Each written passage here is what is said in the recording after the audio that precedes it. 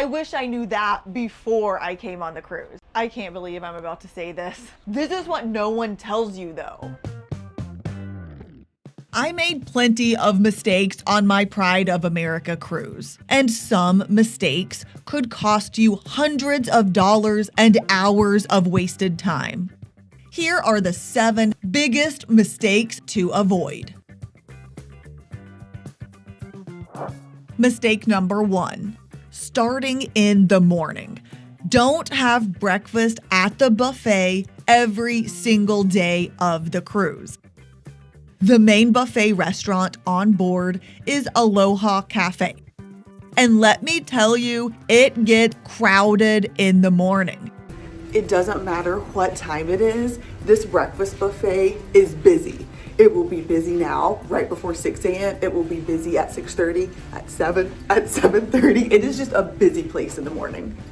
It's where pretty much everyone goes for breakfast, so I was bumping into people. The lines were long, and some days it was a struggle to even find a table, okay?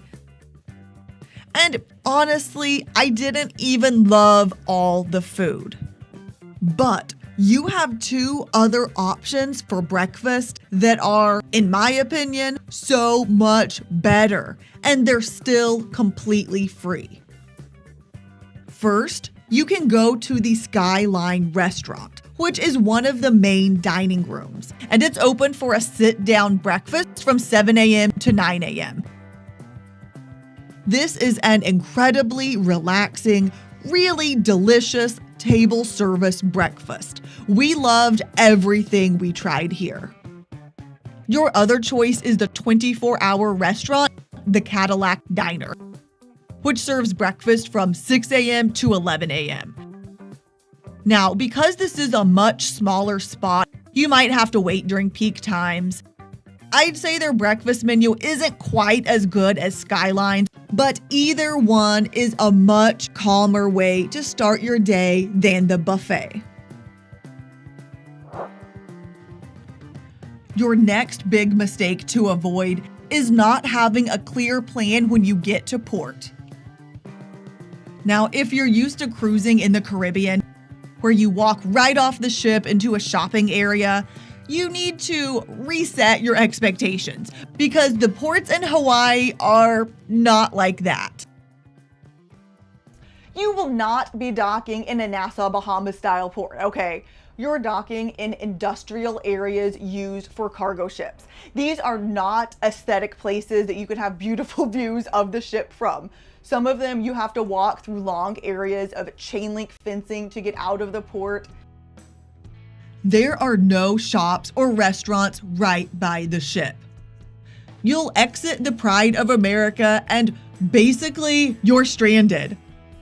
You will need a plan for what you're going to do that day and for how you're going to get there. And you'll need that plan ahead of time. Now, there is one exception to this rule, and that's at your last port. In Kauai, you can actually walk to the Anchor Cove Mall. It's about a 10-minute walk. They have souvenir shops, an ABC store, which is a staple in Hawaii. They have Shave Ice, a coffee shop, restaurants, and a beach. Since this is the last port you visit on the cruise, it's a perfect place to grab any last-minute souvenirs you'd like. And if you don't feel like walking, get this, they have a free shuttle from the ship. I did so much research for my trip, and I loved what I did on each island. So I actually put together a whole separate video for you with an itinerary for every port. This next mistake is the one I am the most passionate about. Do not just book all of your excursions through the cruise line. You will be wasting money. On this specific cruise on Pride of America, it just doesn't make sense for a few big reasons. First, let's talk about the fear factor. The number one reason people book through the cruise line is because we're worried we may get left behind when the ship leaves. But it's particularly easy here because you have 2 different overnights where the ship does not leave, so you have no risk of missing a return time for the ship. These are on Maui and Kauai. So there is zero stress. You could come back at 2 a.m. if you want to. The ship will be right here and open for you. And just booking your own tours these days can save so much money. So for example, we booked a Molokini snorkel tour to the crater in Maui. We paid $170 per person, which is a lot, but the excursion to the exact same crater, if you booked it from the cruise, was $400 per person. So for 2 people, we saved $450 by booking the tour on our own. We did already have a rental car, so we were able to drive ourselves to the harbor, but that's just something to consider if you're looking for a way to save some money here. It's not just that the prices are extreme. Besides that high price tag, it's the time that excursions take. You might be stuck on a bus for a long time, and moving with a big group can be really slow.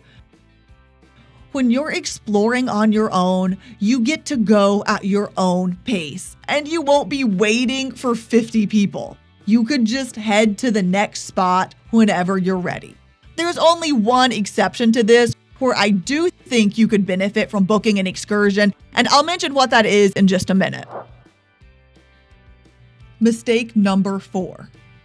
Avoid overpaying for too nice of a room.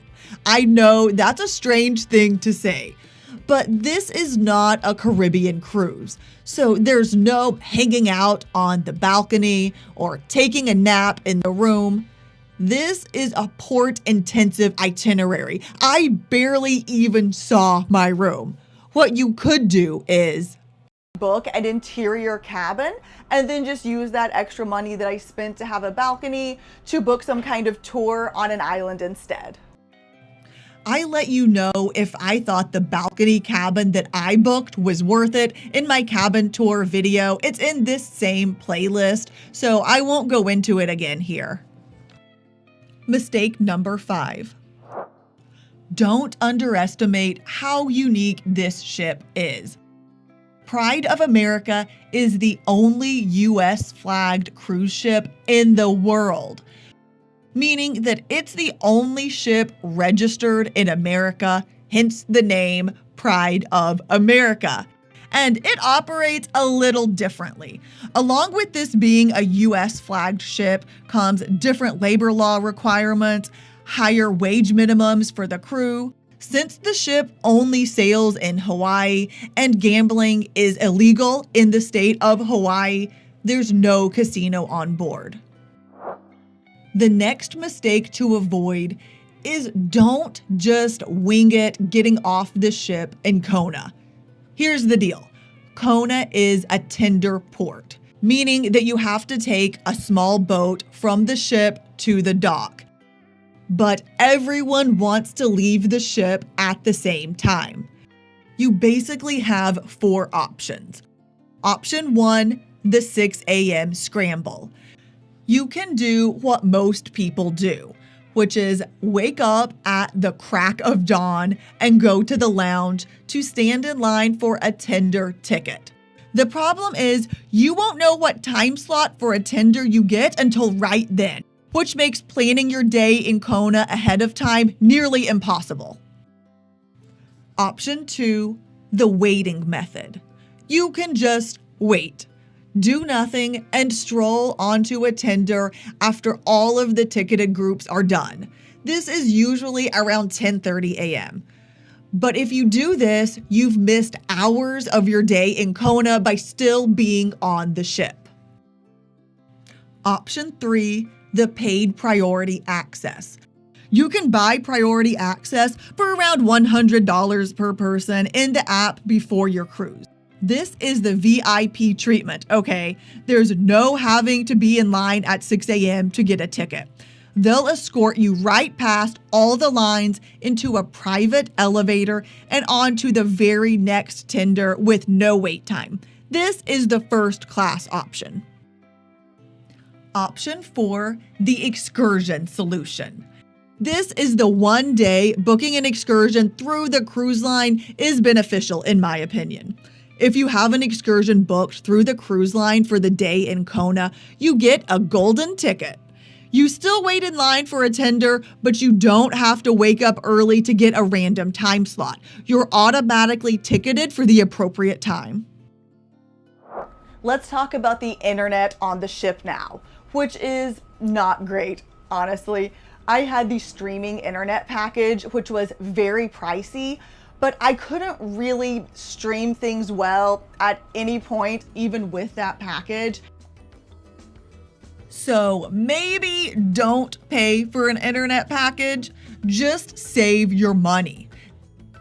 But here's the real kicker. I had cell service most of the time anyway. The cruise is docked so much that your phone may still work sometimes. However, even if you don't purchase the internet, you do still need to connect to the NCL Wi-Fi in order to see the daily newsletter.